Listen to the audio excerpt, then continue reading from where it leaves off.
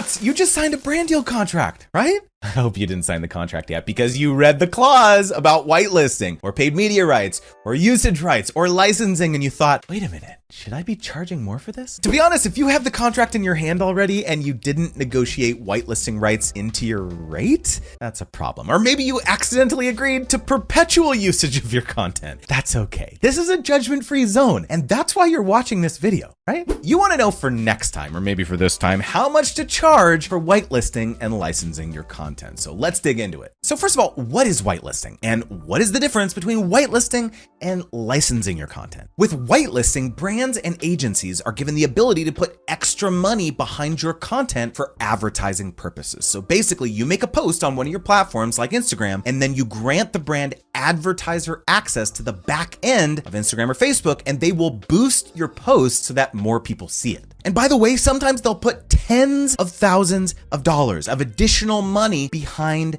the post beyond what they're paying you. I hope they're paying you, and it's not just for free product, by the way. If they're not paying you, take my course, check the link below. So why do brands want to do this? Why don't they just run the ads on their pages? Imagine your own behavior for a second. When you're scrolling your feed, what types of posts do you stop on? A post from an influencer brushing their teeth or a sponsored ad coming from the toothpaste brand's page? The influencer, right? By the way, the brand can target different types of audiences, not just the people that follow you, so they can broaden the reach of the post and have a bigger impact. So that's whitelisting. So now let's talk about licensing your content. This is a little bit different, where brands will request the rights to use your content on their other platforms, like their social media pages or on their website, which is sometimes called their O&O, or owned and operated properties. I'm sure you see that there are some similarities between whitelisting and licensing because both require brands to obtain the rights to use your name and likeness, your stamp of approval in your content to derive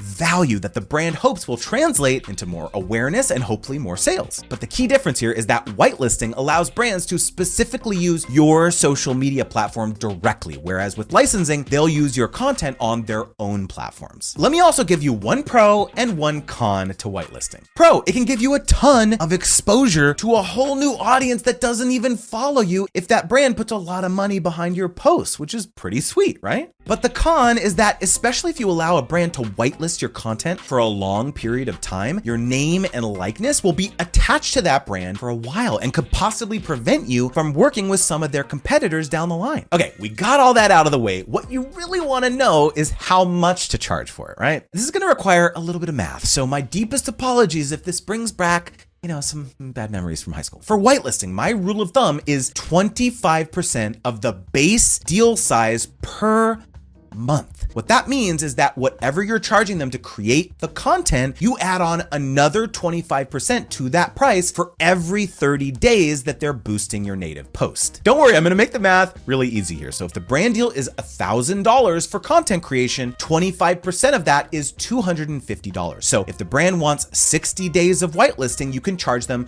an additional $500, making the total deal size $1,500. See, that wasn't so bad, was it? Are you still there?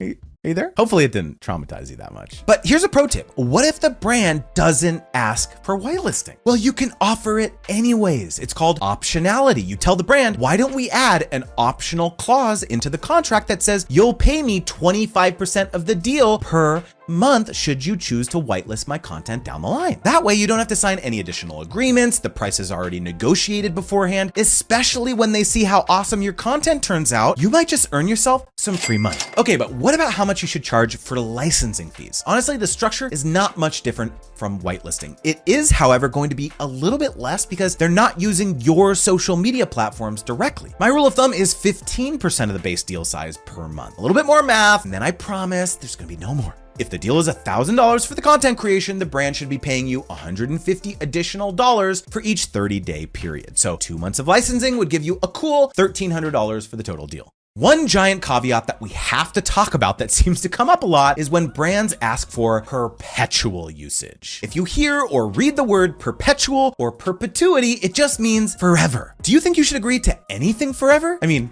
other than staying subscribed to my channel? No, the answer is no. Don't agree to anything forever. Perpetual usage is when the brand owns your content forever. They can basically do whatever they want with it and use it for advertising till the end of time, whenever, however they want. This is a problem because what happens when down the line, a competitor wants to work with you, that original brand could theoretically still be running ads with your content, and now this new brand wants to run ads with your content. It looks like you're promoting competitive products. That doesn't look great. And by the way, don't wait until you get the contract to ask about the usage term. Ask that during the negotiation period because that will directly influence your rate, like we talked about, right? Okay, I'm gonna read your mind right now. You're thinking, but the brand is telling me that perpetual usage is non-negotiable. Maybe this deal is through a brand deal platform and there's no way for you to try to change the terms of the deal. Look, I get it. Sometimes it's hard to turn down money. And if you have to do it, just make sure you're charging a whole lot of money for perpetual rights. I'm talking 5x, 10x your rate. You get the idea, right? A lot of money. But my actual advice is whenever humanly possible, don't agree to anything forever. So what other questions do you have about whitelisting or licensing your content? Let me know in the comments and then hit subscribe and click that notification bell so you'll be the first to know when my next video comes out. And one more thing, do you want intel on new brand deal campaigns? Every week I send out sponsorship opportunities exclusively to creators